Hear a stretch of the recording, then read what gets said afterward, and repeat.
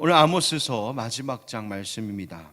아모스 9장에는 아모스 선지자가 본 환상 중에 그 5번째 환상에 대한 기록과 그리고 이스라엘의 회복에 대한 약속의 말씀이 들어 있습니다. 먼저 이 5번째 환상에 대한 말씀인 1절부터 4절까지를 함께 보게 되면 1절 말씀에 제단 곁에 서 계신 주님께서 기둥머리를 쳐라 하시는 명령의 말씀을 이 아모스 선지자가 듣는 것을 봅니다. 여기서 기둥머리란 뭐냐면 성전의 주 기둥의 가장 윗부분을 말하는 것이죠. 그래서 기둥머리를 쳐라, 이 말은 그렇게 해서 성전의 상부에 있는 그 구조물들이 떨어지고 또 아래의 문지방이 흔들리면서 그 성전의 위가 무너지게 하라는 것입니다. 왜 하나님께서 하나님의 집인 성전을 무너지게 하라는 것일까요? 여러분, 그렇게 되면 어떻게 되겠습니까? 그 성전 아래에서 예배하고 제사하고 있던 사람들이 그것에 맞아 깔려 죽게 되겠죠. 즉, 이 말씀은 하나님의 이 거룩한 성전에서 헛된 제사를 드리고 있는 이들을 멸하시겠다, 심판하시겠다 하시는 하나님의 뜻입니다. 하나님께 거룩한 제사를 드리도록 지어진 이 하나님의 집 성전에서 오히려 온갖 우상 숭배가 이루어지고 하나님께 제사한다고 나온 자들이 그 마음이 온통 세상의 죄악과 쾌락에 빠져 있는 것에 대하여 하나님께서 심판하시겠다 하시는 말씀이에요.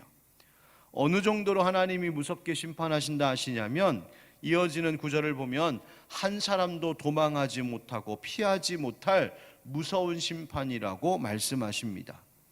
그래서 어느 정도냐, 이 사람들이 도망칠 곳이 없어서 땅을 파고, 그죠? 2절에 땅을 파고 들어가 숨어도 또 하늘로 올라가도 내가 반드시 붙잡을 것이다. 어딜 가도 반드시 잡아서 화를 내리겠다. 하나님의 심판 말씀이에요. 이것이 2절부터 4절까지의 말씀입니다.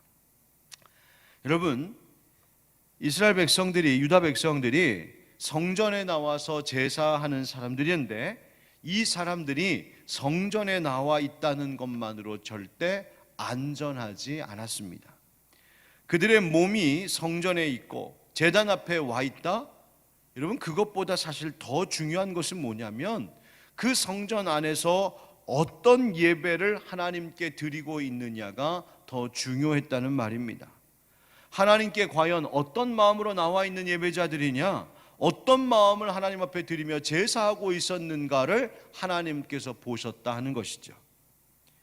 지금 하나님께서 이토록 무서운 심판의 대상으로 말씀하시고 있는 이 사람들은 여호와 하나님을 모르는 자들도 아니고 성전을 떠나 있는 자들도 아닙니다. 하나님을 알고 하나님의 성전에 나와 있어요. 그러나 정작 그들은 하나님 아는 자답게 예배하지 않았고 또 그렇게 살지 않았습니다. 하나님의 성전에 나와는 있었지만 여전히 그들은 우상 숭배에 사로잡혀 있었고 그곳에서 하나님 아닌 다른 것에 제사하고 하나님 아닌 다른 것들이 그들의 몸과 마음을 다 지배하고 있었다는 말이에요. 여러분, 우리는 어떻습니까? 비가 오는 새벽에 주님의 전에 나와서 우리가 이른 아침에 예배하고 있습니다. 또 각 가정에서 피곤한 몸을 일으켜 화면 앞에서 지금 하나님 말씀 듣고 계실 줄 압니다. 잘하고 계신 일입니다.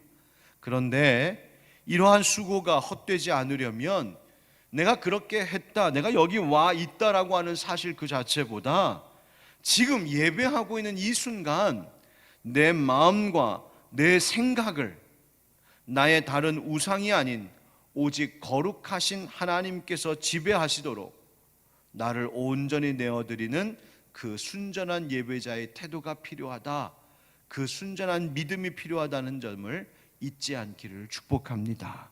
지금 내 마음을 누가 다스리고 계신가? 내 중심에 누가 계신가? 나는 지금 누구를 우러러 바라보고 있는가?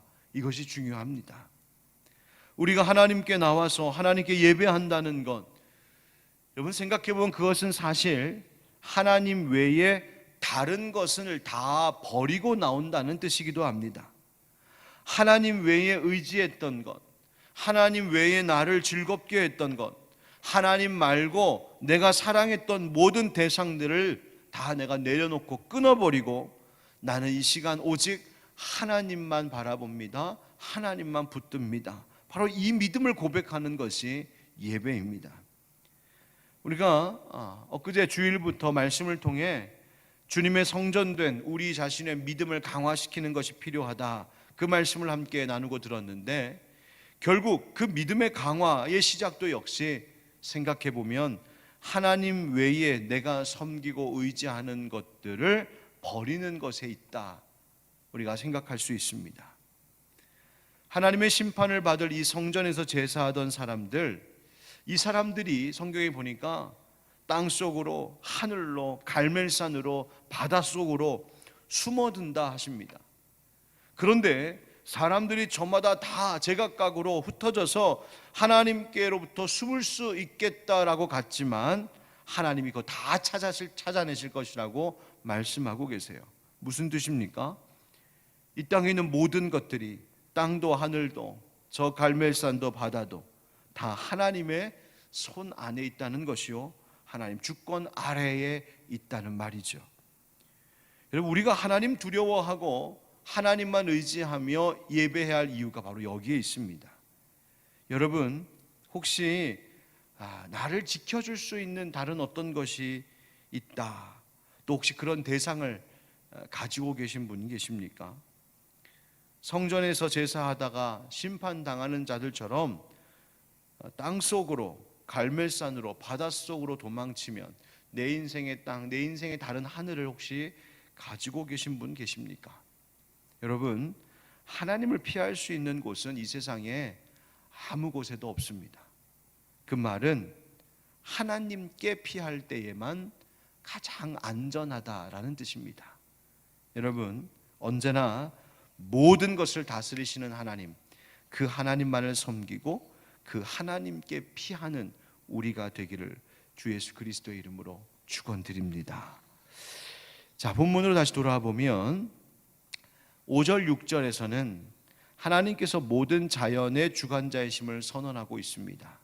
주 만군의 여호와는 땅을 다스리기도 하시고 강물을 다스리시고 하늘과 바다를 움직이시는 분이시다 말하죠.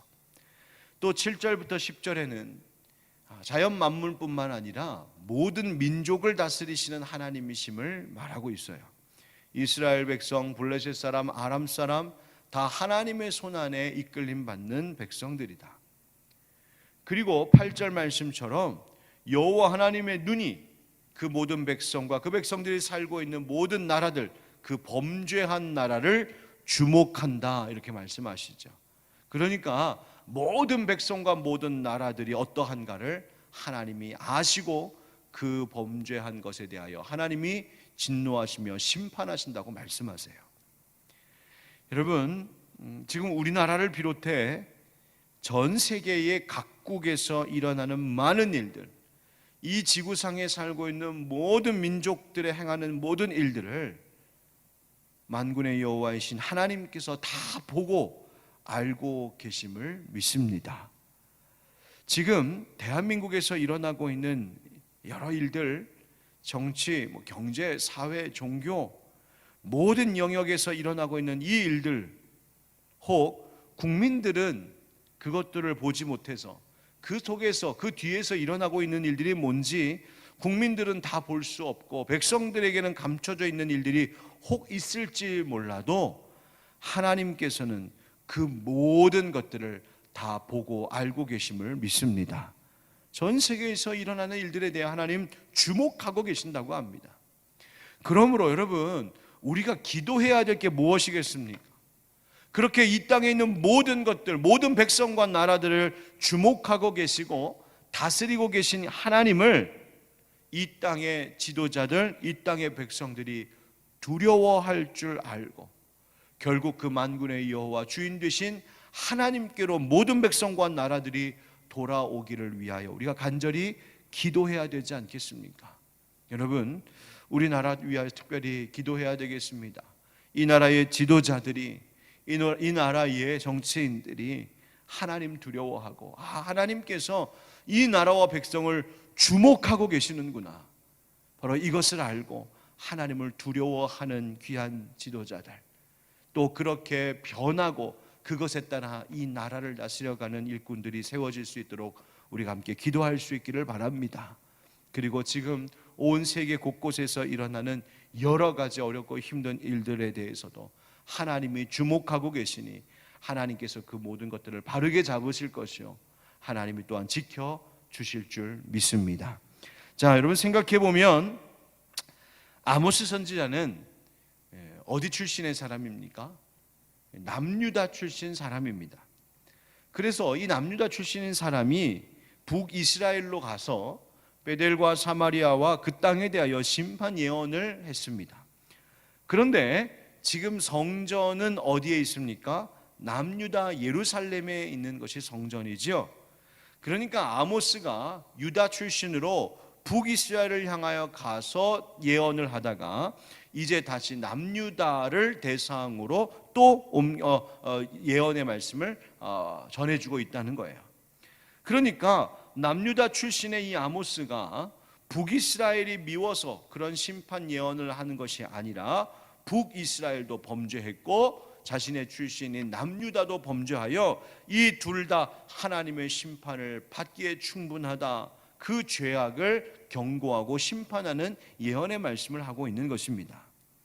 자, 그런데 하나님께서 놀라운 은혜의 말씀, 약속의 말씀으로 이 아모스서를 마무리하시는데요, 그것이 바로 하나님께서 이스라엘 백성들을, 온 땅을 재건하시겠다 하시는 하나님의 약속의 말씀입니다. 그렇다면 하나님께서 이제 21절과 15절 사이에 약속하신 이 회복, 약속하신 이 재건의 말씀이 어떤 말씀일까? 바로 이것이 우리의 것이 되었기를 간절히 소망하는데, 첫 번째는 무엇이냐면 하나님께서 그 땅을 영적으로 회복시키시겠다, 그 영적인 상태를 회복시키시겠다 말씀하십니다. 우리 11절 12절 같이 읽어보실까요? 시작. 그날에 내가 다윗의 무너진 장막을 일으키고 그것들의 틈을 막으며 그 허물어진 것을 일으켜서 옛적과 같이 세우고 그들이 에돔의 남은 자와 내 이름으로 일컫는 만국을 기업으로 얻게 하리라. 이 일을 행하시는 여호와의 말씀이니라. 아멘. 하나님께서 모든 것을 다시 회복시키시는 그날에 어떤 일을 일으키신다 하셨냐면, 먼저 내가 다윗의 무너진 장막을 일으킨다 말씀하십니다. 여러분, 다윗의 무너진 장막이라고 하는 것이 뭘 말하는 것일까요? 그것은 다윗의 왕권을 두고 하는 말이기도 하고, 그 다윗 시대에, 다윗 왕 시대의 그 영광, 그 번영, 그 평안, 안전함, 바로 그것들이 회복될 것을 말씀하는 의미이기도 합니다. 그런데 이 다윗 시대의 왕권도, 다윗 시대의 그 평안도, 번영함도, 이 모든 것들이 결국은 하나님을 온전히 바르게 믿고 섬겼던 그 신앙의 올바른 태도, 하나님 앞에 온전함으로 바르게 예배했던 그 올바른 영적인 태도의 기초를 두고 있었다, 이 점을 우리가 생각한다면, 하나님께서 다윗의 무너진 장막을 일으키신다라고 하시는 이 말씀은 그 무너진 이스라엘과 유다 백성들의 영적인 상태를, 그리고 그들의 온전하지 못했던 예배를 하나님이 다시 회복시키시겠다고 말씀하시는 겁니다. 그러니까 하나님께서 앞에서 여러 가지 환상과 예언의 말씀을 통하여 이스라엘 백성, 유다 백성들을 내가 반드시 심판하시겠다 경고하시고 또 경고하셨던 그 목적이 무엇이냐면, 결국 하나님께서 이 유다 백성들, 이스라엘 백성들, 하나님의 택하신 백성들의 영적인 회복, 예배의 회복, 저들의 신앙을 다시 회복시키시겠다, 거기에 하나님의 목적이 있었다는 말이에요. 사랑하는 성도 여러분, 오늘도 하나님께서 계속해서 우리에게 이 예언의 말씀을 주고 계신 이유가 무엇이겠습니까? 여러분, 우리가 지금 소선지서 말씀을 이 새벽마다 함께 계속 이 말씀을 묵상하며 하나님께서 우리에게 경고하시는 심판의 메시지를 듣게 하시는 이유가 무엇일까요? 그것은 우리에게도 무너진 영적인 장막들을 하나님 다시 일으키시겠다라고 하는 하나님의 계획이 그 가운데 있는 줄 믿습니다. 여러분, 이 코로나로 어려운 이 시대에도 정치, 경제, 문화 모든 면에 있어서 불안하기 짝이 없는 이 시대를 살아가고 있는데, 여전히 그 가운데에서도 믿는 자들, 하나님의 자녀들이 소망을 잃지 않고 예배하고 기도하는 이유는 이 모든 일들을 통하여 오히려 하나님께서 이 땅의 이 백성들의 영적 상태를 회복시키고자 하시는 하나님의 뜻이 있다는 것을 믿기 때문입니다. 여러분, 이 어려운 때에 우리가 무너져 있는 영적 태도, 영적인 자리가 어디인지 우리가 교회 안에서, 가정 안에서, 내 자신 안에서 살펴보므로 하나님께서 계획하시고 약속하신 대로 주님, 우리 안에 무너진 다윗의 장막을 일으켜 주시옵소서. 교회를 일으켜 세워주시고 가정을 일으켜 세워주시고 이 나라, 이 사회의 영적 상태가 정결하게 되고 깨끗하게 회복될 수 있도록 하나님, 무너진 장막들을 일으켜 주시옵소서. 우리가 간절히 기도할 때 하나님께서 뜻하신 대로 그 영적인 회복을 우리 가운데 이루어 주실 줄 믿습니다. 여러분, 이 영적인 회복이 일어나는 이유, 일어나고 나서 그 다음 벌어지는 일들, 여러분, 우리가 사실은 하나님 우리에게 더 필요한 것 채워주십시오 하지만 이 필요한 것들보다 영적인 회복이 먼저였어요.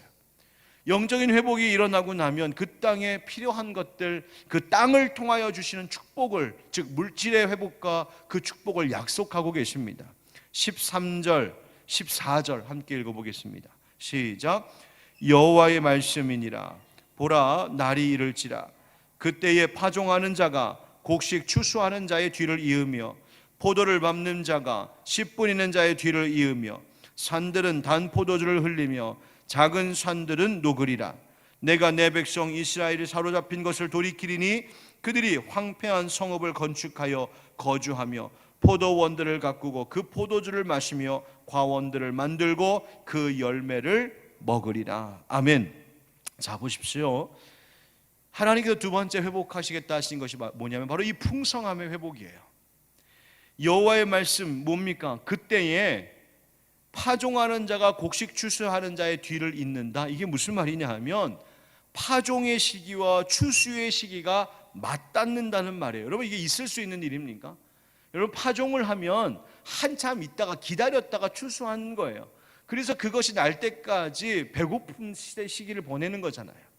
그런데 하나님께서 얼마나 복을 주시는지 뿌리면 추수한다 뿐만 아니라